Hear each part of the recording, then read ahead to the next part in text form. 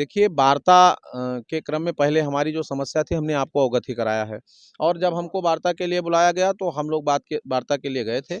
हमारी वार्ता डीजी महोदय से हुई है जो इस समय श्री विजयकरण आनंद जी इस महानिदेशक स्कूल शिक्षा हैं और उन्होंने गंभीरता से सुना भी है और कुछ हमारी पहल पहले से हम लोगों ने बातचीत किया है, चल भी रही है।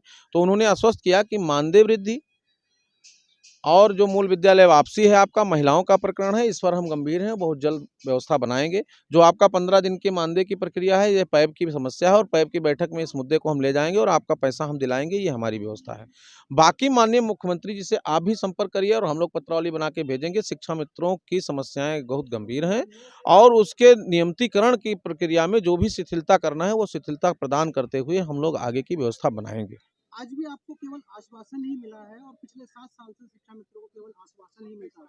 क्या लगता है ये आश्वासन? देखिए आश्वासन ही नहीं मिला है, इससे पूर्व में भी हमारा समायोजन हो गया था और हम सहायक अध्यापक बने थे और इस देश में शिक्षा मित्र ही एक ऐसी व्यवस्था है कि जो लड़ा और संघर्ष के बल पर सहायक अध्यापक मूल कैडर में समायोजित हुआ। लेकिन ये दुर्भाग्य थी कि हम लोग सुप्रीम कोर्ट ने हमको हमारा जो शासनादेश था, सरकार के शासनादेश को उसने डिस्टर्ब कर दिया और हम लोग, लेकिन उसने पावर दिया सरकार को कि सरकार यदि चाहे तो नियमों की व्यवस्था करके शिक्षा मित्रों का समायोजन कर सकती है। पिछले 5 साल हम लोग आश्वासनाओं के दौड़ में चले। कई बार माननीय मुख्यमंत्री से बात हुई, उन्होंने कहा कि आप लोग जाइए पठन पाठन करिए और मैं व्यवस्था कर रहा हूं। तो मैं उस व्यवस्था में था और बहुत सारे साथी हमारे लगे थे कि हम सरकार के करीब हैं और बहुत जल्द व्यवस्था होगी, लेकिन नहीं हो पाया। उस व्यवस्था को मैंने पुनरावृत्ति किया है और मैं नए सिरे से अब काम प्रारंभ किया हूँ शिक्षा में। विधानसभा चुनाव के दौरान 2000 मानदेय बढ़ोतरी की बात की गई जो अब तक नहीं किया गया।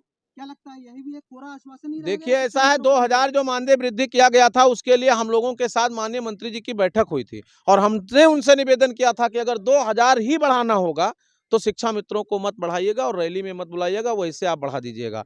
तो उन्होंने बढ़ाया, घोषणा किया, लेकिन नहीं लागू किया। तो किस कारण से नहीं लागू किया, उसी कारण को के निवारण के लिए ही तो एक दिवसीय ये सम्मान बचाओ रैली लगाया गया था और धीरे धीरे जब समन्वय सरकार से स्थापित हो जाएगा तो 2000 के हमारा 10,000 बढ़ेगा, 20,000 बढ़ेगा। हम उस दिशा में काम कर रहे हैं, 2000 के लिए काम नहीं कर रहे हैं। अगली कोई रणनीति है आपकी? अगली रणनीति है और वो सब आप लोगों से बताया जाएगा। अब ये कार्यक्रम निरंतर चलेगा, रुकेगा नहीं। ये कभी अधिवेशन में तब्दील होगा, कभी वार्ता में तब्दील होगा, कभी रैली में तब्दील होगा, कभी सम्मान समारोह में होगा, कभी संघर्ष में होगा। अब ये अनुरोध चलता रहेगा तब तक जब तक शिक्षा मित्रों की समस्याओं का निदान नहीं हो जाएगा।